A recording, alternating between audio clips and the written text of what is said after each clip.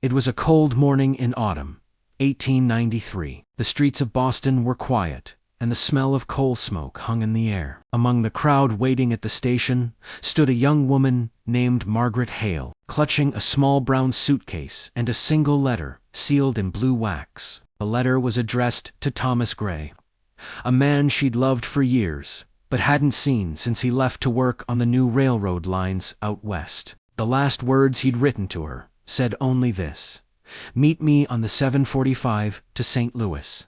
I'll be waiting." So, Margaret waited. The train arrived, hissing steam and smoke, iron wheels screeching against the tracks. She stepped aboard, her heart racing, her gloved hand trembling as she searched the faces in every car. But Thomas wasn't there.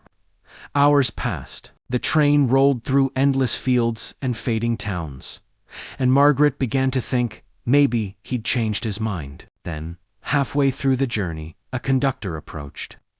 "Ma'am," he said softly, "are you Miss Hale?" "Yes," she whispered. He handed her a folded telegram. The ink was smudged, but the words were still clear. "Train 47. Delayed by accident. Don't board. Wait for me. T." Her stomach turned cold. Train 47. The train she was on. This must be a mistake, she said. But the conductor only shook his head.